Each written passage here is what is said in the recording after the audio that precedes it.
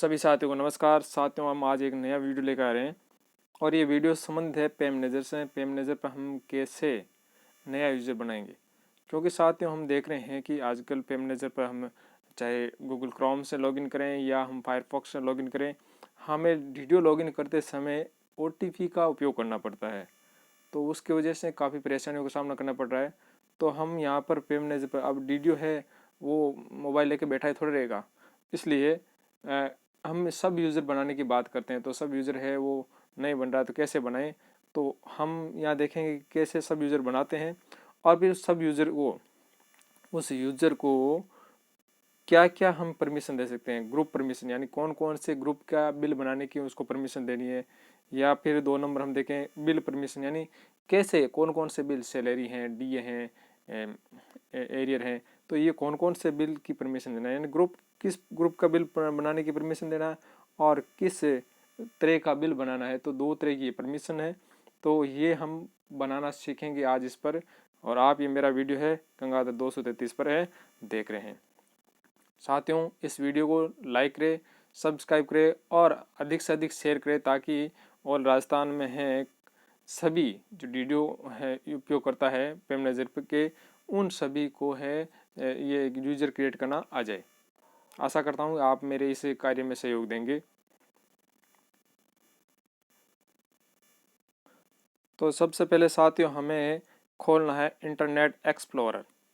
तो साथियों ये यूजर क्रिएट करना है वो नहीं तो गूगल क्रोम में होगा और नहीं फायरफॉक्स में होगा। हमें इंटरनेट एक्सप्लोरर का उपयोग करना होगा और उसके द्वारा हमें वहाँ पर पेम मैनेजर लिखना है और पेम मैनेजर की जो मेन साइट है वो हमें खोलनी है।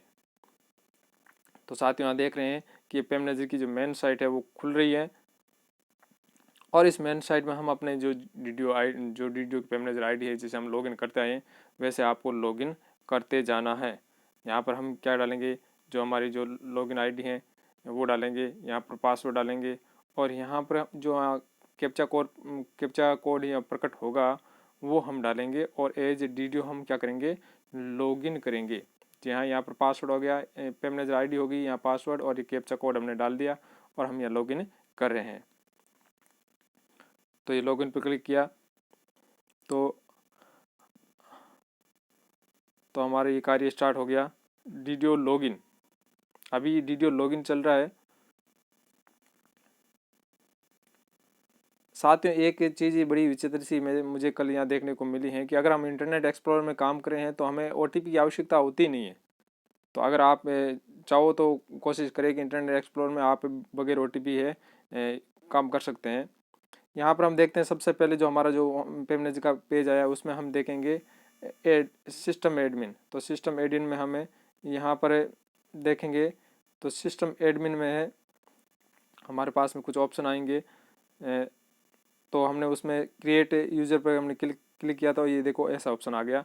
उसमें हमें क्या करना है, यहाँ पर इसमें कोई अगर बाय नेम करना चाहिए या बाय एम्प्लॉय आईडी करना चाहिए तो वो उस हिसाब से हमें नाम डालना है। जैसे मान लो अगर कर्मचारी के बाय नेम से डालना है तो बाय नेम पर यहाँ पर इसको चेक मार किया, नाम डाल दिया और उसको हम सर्च करेंगे तो यहाँ जो इंटरनेट एक्सप्लोरर में है एक नया पेज और खुल के आएगा। देखिए साथ ही एक नया पेज है वो डिस्प्ले होकर आ रहा है और उसमें उस व्यक्ति का नाम आ रहा है, उसमें उसे व्यक्ति का नाम आ रहा है जिस पर हमने मान लो ये भंवरलाल का हमने किया था तो उसका ये नाम आया, उस पर हमने क्लिक कर दिया और हम क्या करेंगे, अब इसमें जो यूज़र आईडी है वो हम डालेंगे। तो यहाँ पर हम यूज़र आईडी डालें हैं तो देखते हैं तो हमें यहाँ क्या करना क्या है, हमें यहाँ पर ये जो उसका डिटेल यहाँ आएगा DOB तक है वो डिटेल ऑटोमेटिक आ जाएगा कि DOB तक का डिटेल है वो ऑटोमेटिक आ जाएगा। हमें क्या करना है, हमें ये सारा डिटेल जो हम बात करें ये डिटेल ऑटोमेटिक आ जाएगा स्वतः ही। हमें यहाँ पर यूज़र नेम डालना और यूज़र नेम हमारा यूनिक होना चाहिए।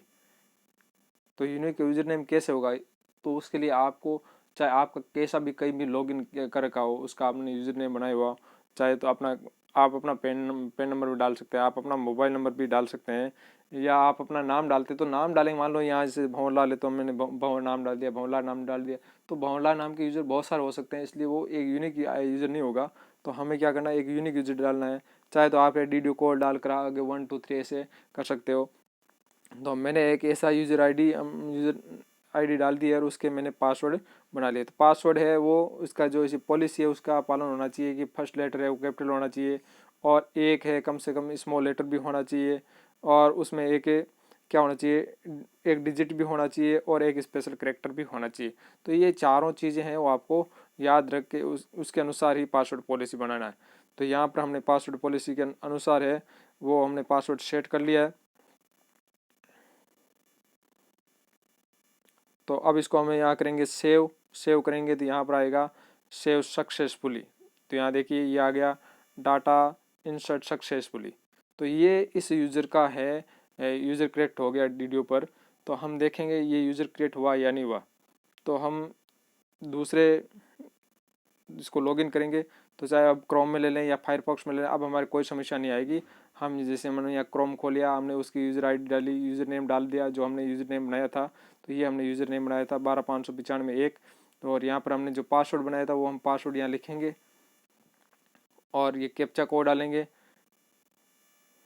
कैप्चा कोड को हम स्मॉल और कैपिटल दोनों में लिख सकते हैं, कोई फ़र्क नहीं पड़ने वाला है। और हमें उसको डीडीओ के तौर पर ही लॉगिन करना है। आपको ये विशेष ध्यान रखना है, वो क्रिएट यूज़र भी डीडीओ के तौर पर ही लॉगिन करेगा। फिर यहाँ लॉगिन पर हम क्लिक करेंगे तो यहाँ पर सबसे पहले वो मांगेगा पासवर्ड चेंज। तो हमें यहाँ पासवर्ड चेंज करना है सेल्फ करके, और न्यू पासवर्ड है हमें डाल देना है जो हमारा न्यू पासवर्ड बनेगा। तो यहाँ वहाँ जो डीडीओ ने जो यूज़र क्रिएट करते समय जो पासवर्ड डाला था वो अब यहाँ पर यूज़र है वो स्वयं अपने स्तर पर है चेंज कर सकता है। तो यहाँ चेंज किया, न्यू पासवर्ड डाला, कन्फर्म पासवर्ड डाल के और 25 ये कैप्चा कोड डालकर हम सबमिट करेंगे। ध्यान रहे कि पासवर्ड पॉलिसी हमें याद रखनी है, 4 चीज़ होनी चाहिए। वो हमारा पासवर्ड चेंज हो गया। अब हम क्या करेंगे, उस पर लॉगिन कर सकते हैं। जो हमने अब वापस पासवर्ड बनाया है उसके अनुसार हम लॉगिन करेंगे, और यूजर नेम डाल दिया, पासवर्ड डाल दिया, कैप्चा कोड डाल दिया, और उसको हम एज ए डीडीओ लॉगिन कर रहे हैं। अब हम क्या कर रहे हैं, एज ए डीडीओ लॉगिन कर रहे हैं। तो एज ए डीडीओ लॉगिन ही करना है, आपको सब डीडीओ लॉगिन नहीं करना है, ये ध्यान रखें। मेन पेज खोल के यहाँ पर किसी प्रकार की ओटीपी आवश्यकता नहीं है, और यहाँ पर हम टेक टू मेन पेज जाएंगे और हमारा मेन पेज खुल जाएगा। देखिए तो ये हमारा मेन पेज खुल गया। अब यहाँ पर कौन कौन सी सुविधाएं उपलब्ध हैं उसकी हम बात करेंगे। तो हम देखेंगे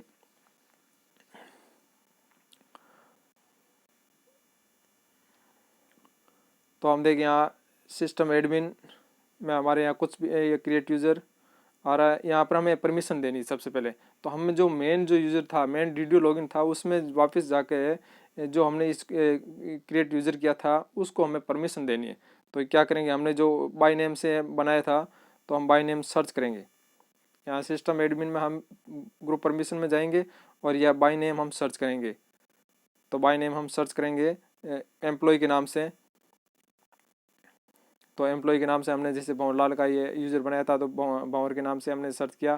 तो यहाँ पर ये इसकी ये बिल जो यूज़र क्रिएट यूज़र आ जाएगा, हम यहाँ पर शो बिल करेंगे।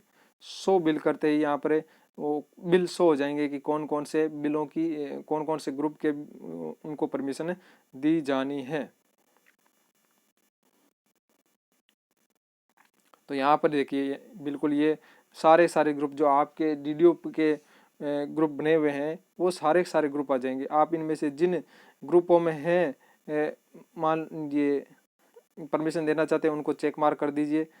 तो ये सारे चेक मार्क हो जाएंगे।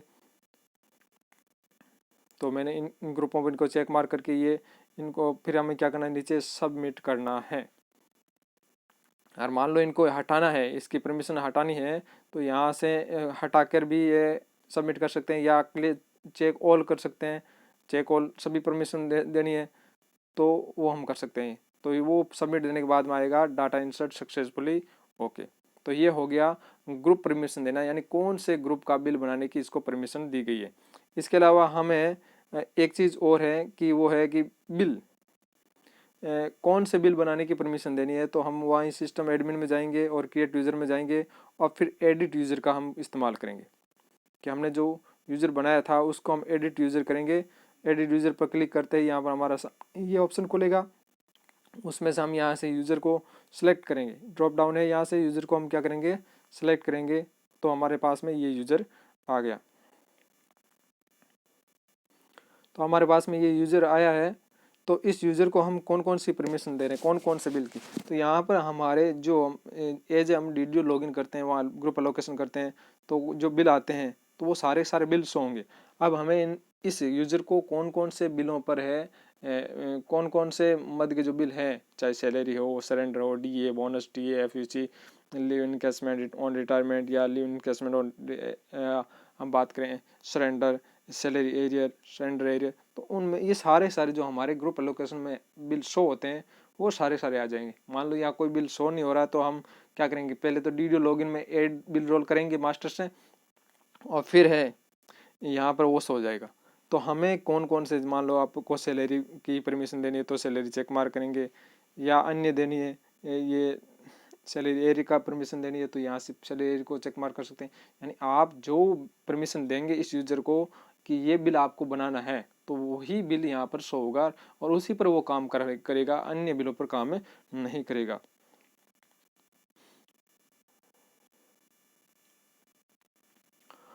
तो यहाँ पर देखिए हम आजकल देखते हैं ये लोन वाला है वो काम में आता नहीं है। इसके अलावा हम देखें ये लीव इनकेसमेंट और रिटायरमेंट में बहुत कम काम आता है, तो इनको मैंने अनचेक कर दिया है। और इसको हम अपडेट करेंगे, तो अपडेट सक्सेसफुली का ऑप्शन आ जाएगा। तो इस प्रकार है, इस यूज़र को है ये डाटा अपडेट सक्सेसफुली हो गया, इस यूज़र को इन बिलों पर है बिल बनाने की परमिशन हो गई है। अब हम देखें कि क्या क्या ऑप्शन मिल रहे हैं। तो बिल एलोकेशन, बिल प्रोसेस में बिल एलोकेशन मिल रहा है, मास्टर में आपको केवल ग्रुप एलोकेशन और स्कॉलरशिप का डाटा मिल रहा है। ऑथराइजेशन में आपको ये देखो केवल बिल रिवर्ट का ऑप्शन मिल रहा है, बिल डिलीट का ऑप्शन मिल रहा है, एम्प्लॉय बिल रिवर्ट का ऑप्शन मिल रहा है। रिपोर्ट में सभी तरह की रिपोर्ट मिलेगी, और सैलरी रिपोर्ट है, ये अदर बिल रिपोर्ट है, डीए सरेंडर, ये स्कॉलरशिप बेनिफिशियरी रिपोर्ट, ये सारे मिल जाएंगे। अदर बिल रिपोर्ट में भी बोनस है, एफपीसी है, स्कॉलरशिप है, टीए बिल है या बेनिफिशियरी बिल है, इन सभी का है आपको रिकॉर्ड मिलेगा। सिस्टम एडमिन में कुछ नहीं मिलेगा, हेल्प में भी आपको कुछ नहीं मिलेगा, क्योंकि सिस्टम एडमिन केवल डीडीओ के लिए ही है। अब यहाँ पर बिल प्रोसेसिंग में हम गए, बिल एलोकेशन में हम यहाँ देख रहे हैं,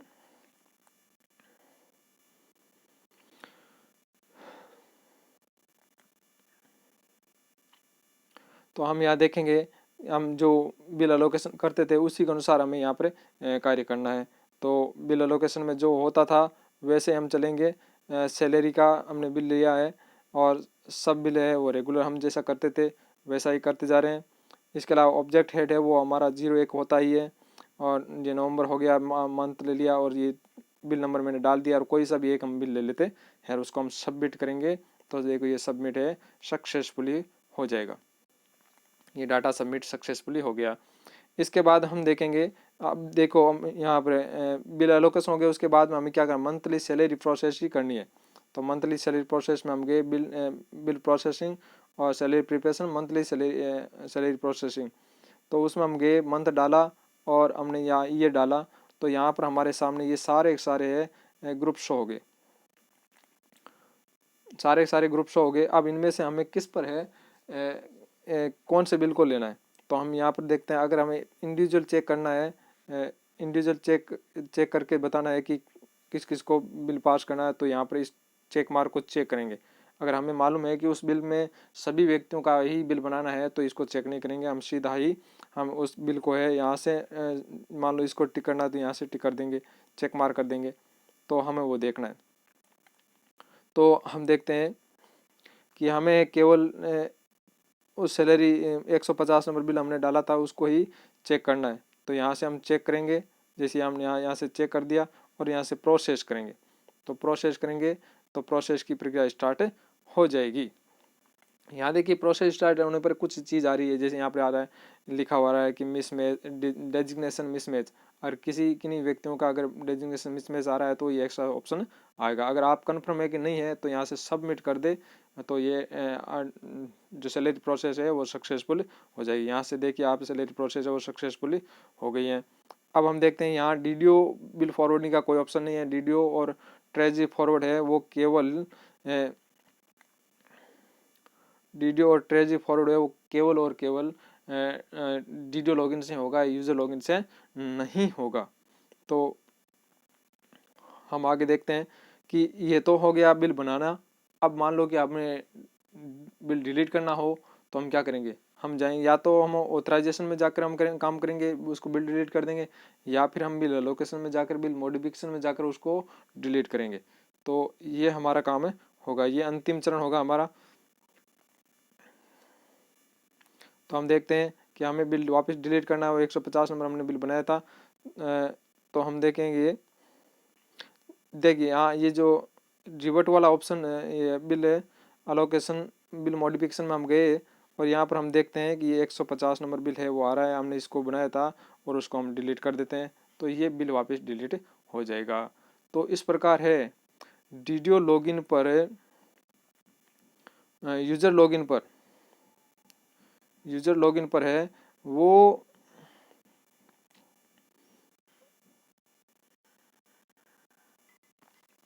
यूजर लॉगिन पर केवल और केवल बिल बनाने की और उसे प्रोसेस करने की, बिल अलोकेशन और बिल अलोकेशन और दूसरा और बिल प्रोसेस, ये दो तरह की ही परमिशन मिली हुई है। और तीसरा जो है बाद में जो स्टेप आएगा डीडीओ फॉरवर्ड, तो वो डीडीओ लॉगिन पर ही होगा, और फिर ट्रेजरी जो फॉरवर्ड है वो भी डीडीओ लॉगिन पर होगा। तो 4 स्टेप में से ये 2 स्टेप है वो यूज़र के पास में रहेगी और 2 डीडीओ के पास में रहेगी। बिल रिपोर्ट देखना वो दोनों ही देख सकते हैं। तो बिल अलोकेशन करना और बिल प्रोसेस करना, ये 2 ही। तो हमें सैलरी बिल बनाना हो या सरेंडर बनाना हो या एरियर बनाना हो, उसकी सारी अगर उसका बिल नंबर डालना है तो वो यूज़र डाल सकता है। इसके अलावा उसकी बिल प्रोसेसिंग करनी है तो वो यूज़र कर सकता है। तो इस प्रकार ये दोनों काम हो गए, तो डीडीओ का जो भार है वो कम हो गया। आप अगर इंटरनेट एक्सप्लोरर पर काम नहीं कर रहे हैं यूजर, क्योंकि गूगल क्रोम और मोजिला फायरफॉक्स है वो काफ़ी फास्ट इंटरफेस देते हैं, फास्ट सुविधा देते हैं, उस पर काम करना आसान होता है। तो उस पर ओटीपी मांगता है तो हमें थोड़ा दुविधा होती है कि डीडीओ है, या तो डीडीओ का मोबाइल हमारे पास होना चाहिए या डीडीओ ही खुद लॉगिन करे। तो बार बार अगर ओटीपी आता तो भी परेशानी होती है। तो हमें यहाँ यूज़र बना ही लेना है, और यूज़र बनाकर एक तरफ है यूज़र है अपना बिल तैयार कर देगा, और बिल तैयार होने के बाद में हम डीडीओ लॉगिन से हैं उसको डीडीओ फॉरवर्ड और ट्रेजरी फॉरवर्ड दोनों ही करके बिल है प्रोसेस है कंप्लीट कर सकते हैं। आशा करता हूँ कि आप वीडियो अच्छा लगा होगा। धन्यवाद। जय हिंद, जय भारत।